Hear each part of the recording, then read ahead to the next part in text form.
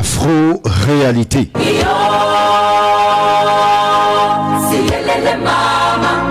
Afro-réalité. Des informations et surtout des analyses qui se penchent sur les dures réalités africaines et remettent en question théories et politiques vicieuses à l'égard des Africains. On souligne l'effort de réveil et de ressaisissement des peuples africains avilis par l'histoire et surtout les erreurs délibérées de jugement du côté du monde civilisé. En bref, Afro-réalité est une tribune par excellence de conscientisation et de motivation dans l'unique objectif de faire triompher la dignité humaine.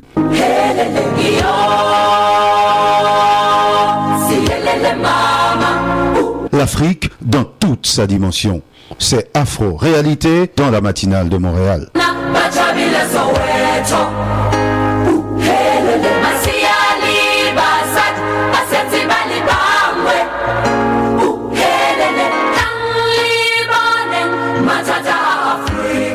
Docteur Cécile Rousseau, bonjour.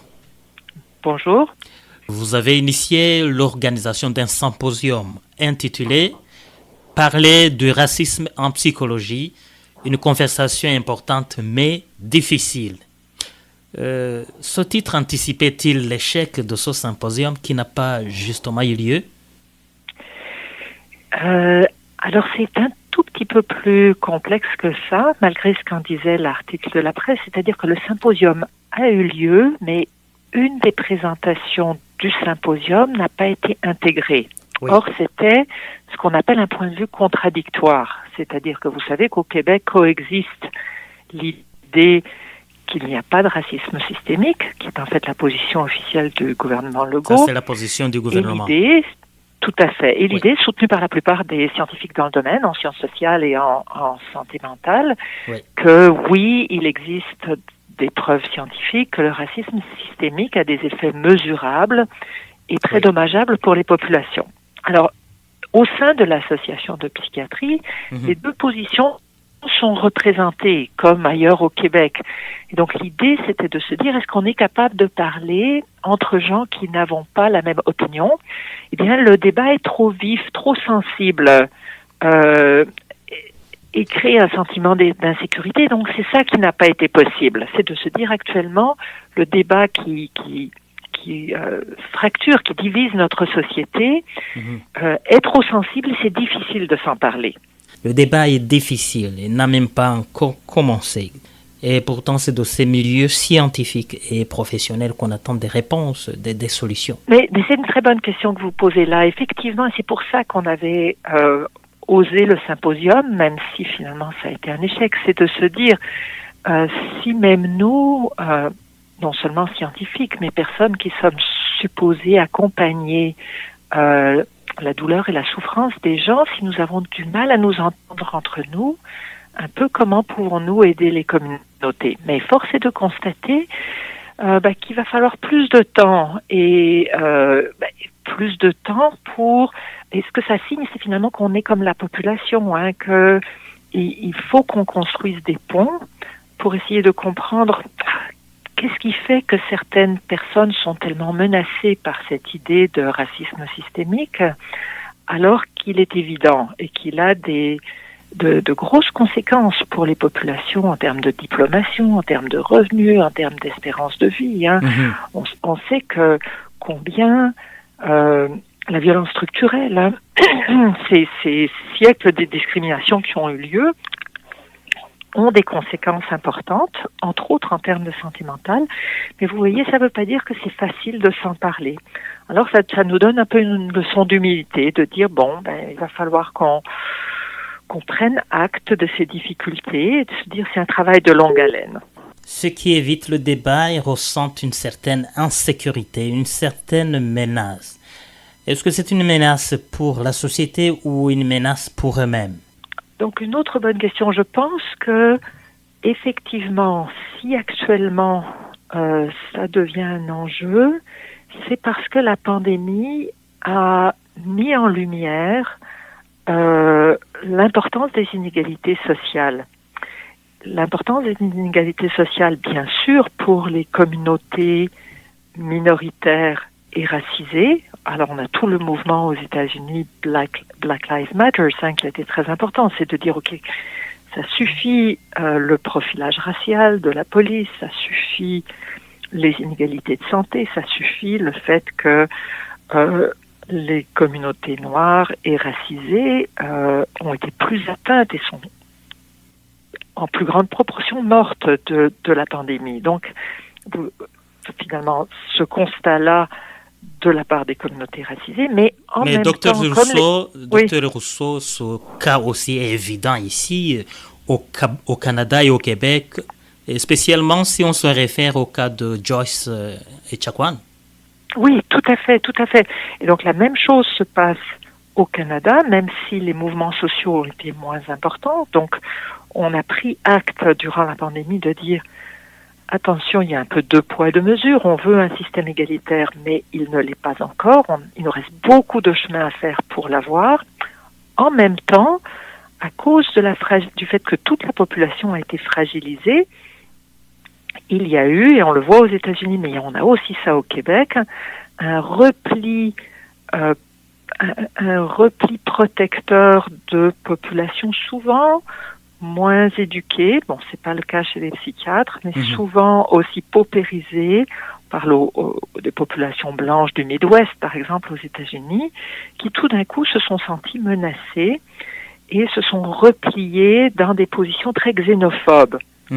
Et c'est un peu ça qu'on voit autour de la question du racisme systémique au Québec, c'est de dire attention, les majorités se sentent menacées dans leurs privilèges et rétablir un dialogue. Donc on peut toujours dire, et moi je suis partisante de la première heure de cette idée de racisme systémique, je pense que c'est très important de le promouvoir et de le comprendre, mais il faut tenir compte des peurs de la majorité, en se disant comment est-ce qu'on rétablit des ponts, parce qu'on peut dire qu'on a raison, mais si la guerre continue et que notre société se divise, eh bien, ce sera une perte pour tout le monde. Donc, comment est-ce qu'on rétablit des ponts pour atteindre plus d'égalité, mais des ponts qui incluent les genres, donc les hommes, les femmes, les gens de différentes classes sociales, la majorité et les minorités, racisées, religieuses et autres.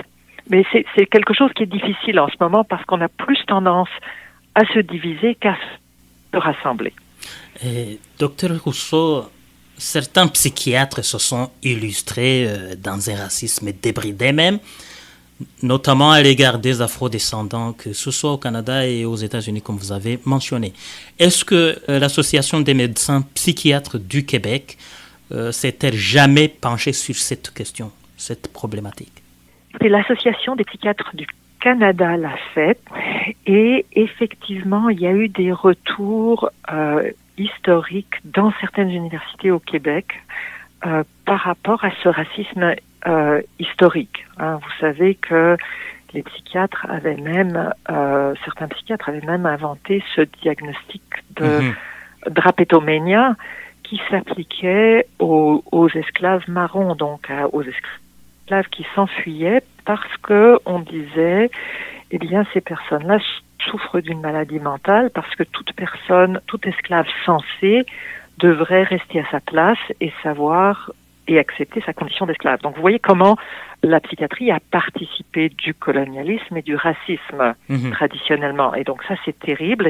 Et il faut effectivement prendre acte de tout ça et se rendre compte que la psychiatrie coloniale, ça c'est Frantz Fanon qui quand même a montré ça de façon extraordinaire. Donc comment ça a amené à des positions, à une réplication de positions d'exclusion et de positions où l'autre racisé, l'autre du Sud était considéré comme un être inférieur. Donc oui, absolument, la psychiatrie doit faire son mea culpa et se rendre compte et examiner ce qui, dans nos pratiques actuelles, continue à répliquer ce type de position. Parce que en ce moment, à Montréal, des études qu'on a fait récemment montrent que les personnes appartenant à la communauté noire sont souvent arrêtées de façon beaucoup plus coercitive quand elles ont des problèmes de santé mentale. et donc avec un traitement qui est différent et ont tendance à recevoir des diagnostics plus sévères et une médication différente. Donc vous voyez, il faut se rendre compte que sous des aires d'équité, les inégalités se perpétuent à l'heure actuelle. Et ça, c'est très, très important de le reconnaître. Mais c'est un dialogue, et c'est ça qu'on a vu, c'est un dialogue qui est délicat. Les gens ont l'impression que quand on parle de ça, on les accuse d'être consciemment racistes, alors qu'en fait, c'est souvent, donc le racisme systémique, ça n'est pas le racisme systématique. Souvent, c'est sous beaucoup de bienveillance que se cachent ces préjugés qui ont une implication sur des parcours de soins et donc qui ont une implication importante pour les communautés immigrantes, réfugiées et minorisées au Québec. C'est bien délicat, docteur. Et une dernière question, peut-être qui sera très longue. Depuis quelque temps, je pose une question de savoir si le racisme est une problématique d'ordre juridique ou médical. Donc, j'ai posé la question au ministre Charette, chargé de lutte contre le racisme, et à la commissaire chargée de lutte contre le racisme et la discrimination systémique à la ville de Montréal. Eh bien, j'ai pas eu de réponse réellement. Les deux institutions ne veulent pas se prononcer là-dessus, sur la nature du racisme. Donc, ils veulent que ce soit aux sociologues ou aux psychiatres de donner la réponse et de trouver la solution du puzzle. Alors, y a-t-il des dimensions pathologiques dans le racisme? Autrement dit, le racisme est-il un crime ou une pathologie? Je pense que le racisme est à la fois un crime dans les manifestations, parce qu'il fait du mal, il fait du mal à des humains. C'est aussi un construit sociologique qui influence notre vision du monde. Donc il y a tout le continuum entre ce qui est de l'ordre du crime et des phénomènes d'exclusion et ce qui est de représentations qui sont profondément ancrées en nous. Alors l'Association psychiatrique canadienne vient de se prononcer et adhère à certains construits qui disent le racisme n'existe pas biologiquement. Le racisme a été construit parce qu'on n'a pas d'évidence génétique. Il n'y a pas plus de différence génétique entre un blanc et un noir qu'entre deux blancs ou entre deux noirs. Donc il n'y a pas de support génétique à l'idée même de racisme. Ce sont des différences comme le fait d'avoir les yeux bruns ou les yeux bleus, pas plus, pas grand, d'être grand ou petit. Et ces différences-là ne sont pas plus importantes au niveau génétique. Donc, pas de base génétique. Et donc, le racisme a été construit par des communautés humaines pour pouvoir en opprimer d'autres. Et depuis le début de l'humanité, depuis très, très, très longtemps. Et c'est donc un construit plus culturel et social humain qui permet de dire ces personnes-là me sont inférieures. Alors, on a eu aussi ça beaucoup avec les femmes.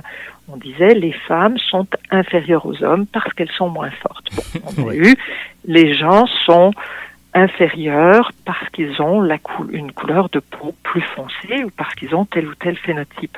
C'est une construction sociale pour avoir du pouvoir et permettre d'opprimer ou d'exploiter les gens. Et cette propension de penser comme ça, toujours, ça ne peut pas avoir des dimensions pathologiques? Écoutez, j'aurais tendance à penser, ça dépend, votre question est intéressante, parce qu'on peut penser que certains aspects de la culture humaine peuvent être a posteriori considérés comme faisant du tort et donc comme pathologiques. Par exemple, la tendance des hommes à faire la guerre. C'est une tendance sociologique. La violence, qui est un phénomène très très social, n'est pas liée nécessairement, ça peut arriver dans certaines maladies, mais n'est pas liée à une maladie. Mais c'est vrai que ça fait énormément de tort. Donc, est-ce qu'il y a, vous posez une question importante, est-ce qu'il y a des pathologies sociales? J'aurais tendance à dire que oui. Maintenant, pour ce qui est du racisme, c'est une pathologie sociale, ça n'est pas une pathologie individuelle, mais chez des individus vulnérables, si on va très loin, chez des individus qui se sentent très très menacés dans notre société, ils peuvent avoir tendance à chercher, et ça arrive en ce moment, qui est responsable de leur malheur et projeter leur malheur sur quelqu'un qu'ils considèrent comme plus faible qu'eux. Encore une fois, ça peut être les femmes, ça peut être des religions particulières, ça peut être des étrangers avec une couleur, des étrangers. Oui. Non, mais tout à fait. Les immigrants, les réfugiés, c'est de leur faute si il nous arrive telle et telle chose. Donc cette tendance des humains à chercher des boucs émissaires, qui est aussi vieille, encore une fois, que l'humanité, et qui produit des pathologies sociales, qui produit beaucoup de souffrance. Et le traitement, docteur Rousseau, le traitement de ce genre de pathologie est fait par qui, comment? C'est là que, alors, je dirais, à un niveau social, la réponse est avant tout sociale et politique. La question, c'est, quand on a une société divisée, comme la nôtre en ce moment, est-ce que l'enjeu, c'est d'avoir raison? Et vous savez, dans une dispute, quand on cherche à avoir raison, on risque de se disputer de plus en plus. Ou est-ce que l'enjeu, c'est de créer des ponts en faisant certains compromis, même si ça nous dérange? Donc, je pense qu'on veut, pour moi, l'objectif, c'est qu'on ait une société plus juste et plus égalitaire, qui inclut toutes les personnes, quel que soit leur âge, leur genre, évidemment leur couleur de peau et leur religion. C'est difficile en ce moment, on est plutôt en train de reculer, et donc la question, c'est de dire comment on travaille. Alors, il faut prendre des positions fermes sur des questions d'équité, mais aussi comment est-ce qu'on travaille à créer des ponts au niveau artistique, au niveau communautaire, au niveau des communautés locales. Je crois beaucoup aux solutions locales. Au niveau de la santé, alors je pense qu'il faut, si on veut diminuer le racisme systémique, ce racisme inconscient, les préjugés, les micro-agressions, je pense qu'il faut former les gens, former le personnel, mais pas juste une formation, de façon continue, pour que les gens, petit à petit, sans se sentir trop menacés, réalisent qu'ils ont des préjugés et réalisent les conséquences de leurs préjugés dans leur pratique quotidienne. Donc je crois aux solutions, mais elles sont à longue haleine et elles vont demander des efforts de tout le monde. Docteur Cécile Rousseau, je vous remercie de votre temps. C'était vraiment du plaisir de vous parler. Merci. Très apprécié.